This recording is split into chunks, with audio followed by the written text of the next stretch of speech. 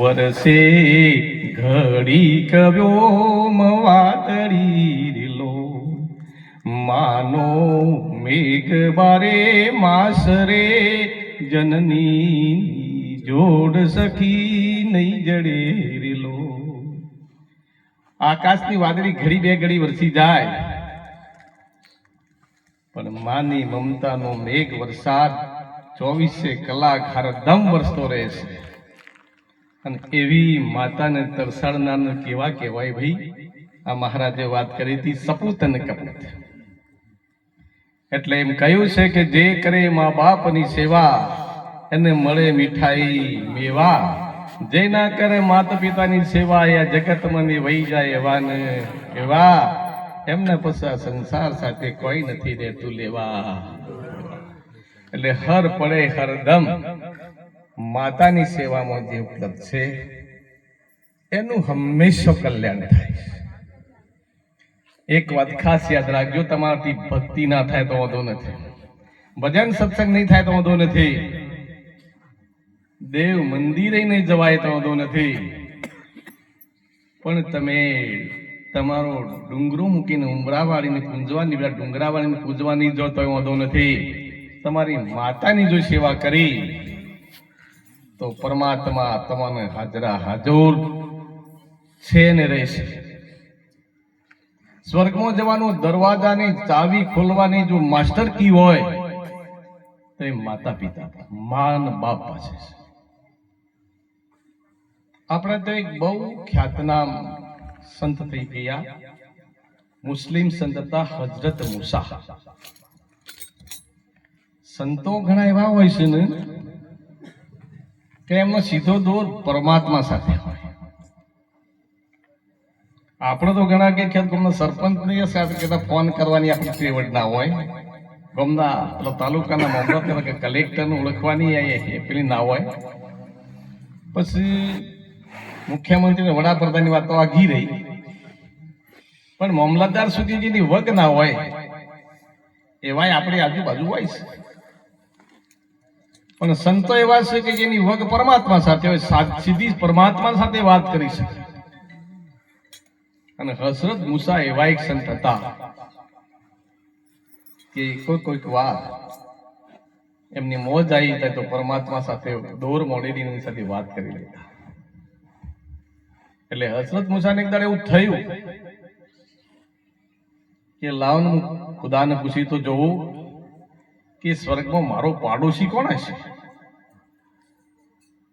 એટલે એમને સીધો જ ખુદાને એરાદ કર્યો કે હે ખુદા, મારા એક પ્રશ્નનો જવાબ આપો, સ્વર્ગમાં મારો પાડોશી કોણ હશે? અને ખુદાએ તરત જવાબ આપી દીધો પાછો તરત જ કે ભાઈ તારા ગામનો એક મોચી છે, એ મોચી તારો પાડોશી છે સ્વર્ગમાં. એટલે એને કહ્યું કે મોચી જોડાશે, એ મારો પાડોશી? એ કોઈ સંત નથી, કોઈ પીર પૈગંબર નથી, ભગતની વ્યાખ્યામાં નથી આવતો, અને એ મારો પાડોશી? એટલે ખુદાએ કહ્યું કે તું આજે એને મળવા જા. એની નાની સરખી દુકાન હતી પગર કો સીવવાની ની, અને પછી એની સાથે સાથે ઘરે પણ જજે, તને બધો જવાબ તો મળી જશે. મારા જવાબ આપીને તને સમજાવો. અને ખુદાના આદેશ પ્રમાણે આ મોચીની દુકાન પર ગયો. મોચી ખૂબ ખુશ થઈ ગયો. ઓહો, સંત મહાત્મા પેગંબર પધાર્યા મારા, આ તો મારી દુકાન પાવિત્ર કરી. પધારો મહારાજ, શું સેવા કરું તમારી? પણ બાપુ, દુકાન વધારવાનો સમય થઈ ગયો છે, એટલે તમે કોઈ કોમો આયા તો વાત કરી લે, આપણે જટ દુકાન વધાવીશ. હજરત મૂસા બોલ્યા કે આજે હું તારા ઘરે આવવાનો છું. તો મારા પર એક બીજી તમારી કરુણા થઈ ગઈ. અને ઘરે ગયા, જેવા ઘરમાં પગ દીધા ને એવા હજરત મૂસા ભૂલી ગયા કે મારી સાથે એક મોટો પેગંબર આવ્યો છે. એની આજ્ઞા સક્તા કઈ ભૂલી ગયો. અને મોચી સીધો જ ઘરમાં ગયો.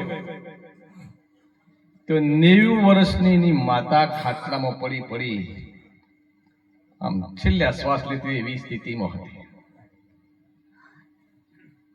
અન્ન નતું ઉતરતું એનું, આખું શરીર ગળી ગયું. તો મરવાના ભોગે શ્વાસ લેતી માતાની પાસે પહોંચી ગયા. માના પગે લાગ્યો, માથે હાથ મૂક્યો, વાટલીમાં દૂધ લાવ્યો અને રૂનું પૂંભળું કરી એ પલાળી અને માતાના ઓઠો પર એ ટીમ્પુ ટીમ્પુ પાડવા લાગ્યો. તમને મને મને ખબર છે, આપણે ભૂલી ગયા છીએ.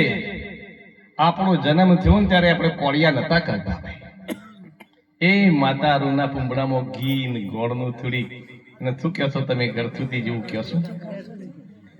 એ ભલે પહેલો તો જેને પાયું એ પાયું, પણ પછી તે કામ માં કરે છે. રૂના પૂંભળે પૂંભળે અને કે મારો દીકરો એક પૂંભળે પૂછ્યો ને એક પૂંભળે ધરાય.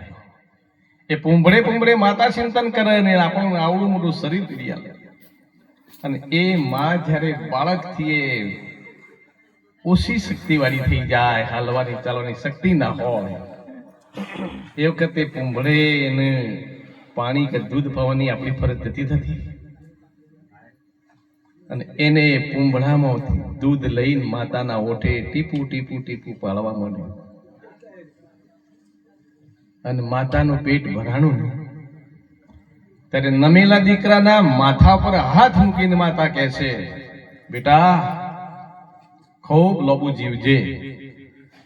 અને બેટા સ્વર્ગમાં જોઈ ને ત્યારે હું પરમાત્માને પ્રાર્થના કરું છું કે તું હજરત મૂસાનો પાડોશી થજે.